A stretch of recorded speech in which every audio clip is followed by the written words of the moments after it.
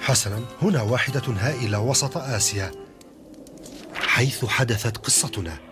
كان هناك حصان صغير يتوق دوما لأن يكون متحررا ويسابق الريح، لكن كان عليه أن ينتظر. كان الحصان الصغير جواد سباق، كان يافعا مرحا مفعما بالنشاط، يستطيع الخباب والعدو بسرعة والرفس، وأحب أن يجعل تراب الصحراء يطير. ها، انظروا، ذلك الجواد يستطيع الركض عبر الصحراء. أما الجمل العجوز فكان فقط يأكل، وبعد الأكل يشرب كميات كبيرة من الماء. جمل المسكين تبدو مريضا. عندما يأتون سنرحل إلى تيمبوكتو. سمعت بأننا سنرحل معا إذا كان باستطاعتك البقاء معي. حسنا، سنرى.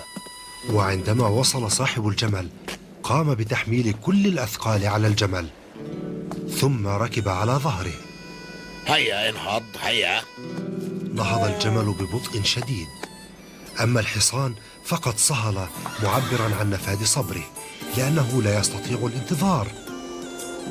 وأخيرا بدأت الرحلة، لكنها كانت رحلة طويلة وبطيئة، وكان على الحصان الصغير أن يركض دائما.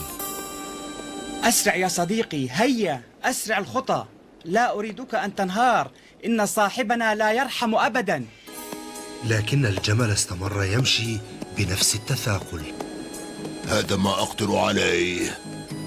والحصان الصغير اتجه إلى قمة التلة. أسرع وإلا تخلفت عن القافلة. وفجأة شعر بألم حاد في حافره عندما اصطدم بحجر حاد الرأس.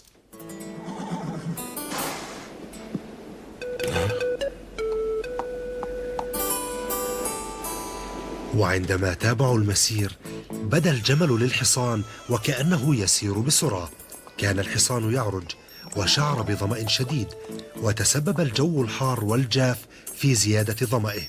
توقف الجمل ونزل الرجل وصب بعض الماء للحصان ليشرب، أما الجمل فلم يشعر بالظمأ أبدا.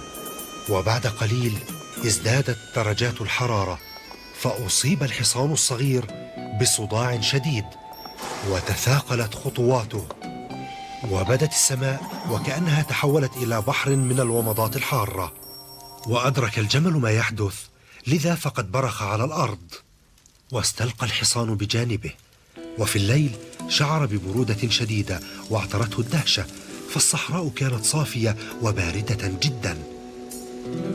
وعند الفجر تابعوا المسير ثانية، وتقدم الجمل القافلة، والحصان الصغير يتبعه كظله ميلا بعد ميل ويوما بعد يوم.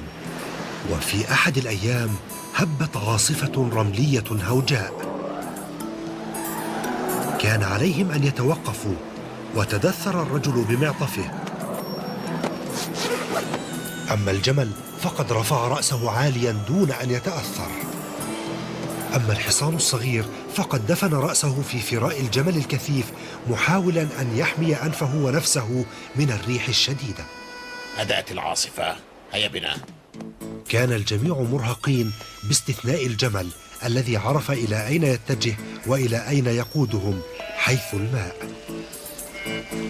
وأسرع الحصان ليشرب، فرأى صورته معكوسة في الماء ولم يعرف نفسه، ثم نظر إلى الجمل الذي لم يكن يظهر عليه أي نوع من التعب أو الإرهاق. نظر إليه طويلا، ثم عرف بأنه صديق يمكن الاعتماد عليه. أعرف أيها الجمل، لولاك ما كنت أستطيع أن أقطع هذه المسافة. أعطاني الرجل ملحا سأتقاسمه معك. أنا سفينة الصحراء. وتقاسما الملح كصديقين في سفر. لو نعيش في الصحراء. إنها واسعة. فعلا واسعة. العالم كبير.